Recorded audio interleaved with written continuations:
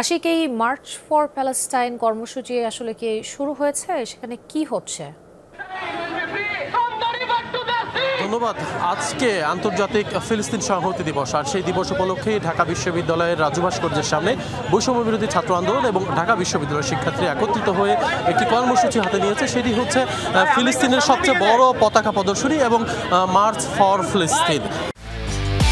একমাত্র ওয়ালটন এসি দিচ্ছে 1 বছরের রিপ্লেসমেন্ট গ্যারান্টি এবং কম্প্রেসারের 10 বছরের গ্যারান্টি। এই কর্মসূচিতে আসলে কিছুক্ষণ আগে রাজু ভাস্কর্যের সামনে বৈষম্য বিরোধী ছাত্র আন্দোলন সহ সাধারণ মানুষ, ঢাকা বিশ্ববিদ্যালয়ের সাধারণ শিক্ষার্থীরা একত্রিত হয়ে সবচেয়ে বড় যে পতাকাটি, সেই পতাকাটি তারা প্রদর্শন করেছে। এখন শুরু হয়েছে মার্চ ফর ফিলিস্তিন, অর্থাৎ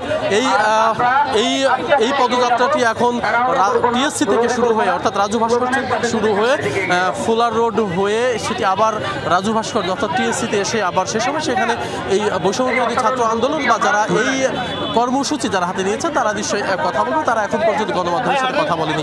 তো এই যে দেখতে পাচ্ছেন যে আসলে সাধারণ ঢাকা বিশ্ববিদ্যালয়ের যারা শিক্ষার্থী ছিলেন তারা মিলে কিন্তু এই কর্মসূচিটি হাতে নিয়েছে। ইতিমধ্যে সেটি শুরু হয়ে গেছে। মার্চ সবাই কিন্তু বলছে, কিছুক্ষণ আগে আমরা দেখেছি নানান ধরনের স্লোগান দিয়েছে এবং ইসরায়েলের বিরুদ্ধে নানান ধরনের স্লোগান দিয়েছে। তারা বলছে যে শিক্ষার্থীরা যে ধরনের আগ্রাসন ইসরায়েল চালিয়েছে, নারী এবং শিশুদেরকে তারা নির্বিচারে হত্যা করেছে, এর তীব্র নিন্দা জানিয়েছে এবং অচিরেই ফিলিস্তিনিকে স্বাধীনতা ঘোষণা দিয়ে ফিলিস্তিনির উপর, গাজার উপর যে ধরনের অত্যাচার নিপীড়ন চালানো হচ্ছে সেটি বন্ধ করার জন্য বলা হয়েছে। বারবারই তারা তাগাদা দিচ্ছেন যে তারা কিন্তু কোনোভাবেই মানবে না এবং এই রক্তের বদলা কিন্তু তারা রক্ত দিয়ে দিবেন। সেই চিন্তা ভাবনা নিয়ে কিন্তু এই কর্মসূচি তারা পালন করছে এবং সবাই কিন্তু ফ্রি ফর প্যালেস্টিন এই স্লোগান দিচ্ছেন এবং সবাই কিন্তু সেই কর্মসূচি শুরু করছে।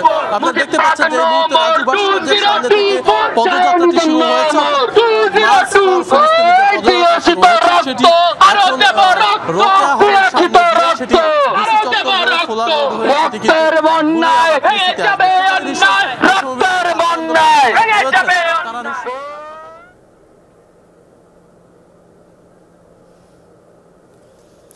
ধন্যবাদ আশিক।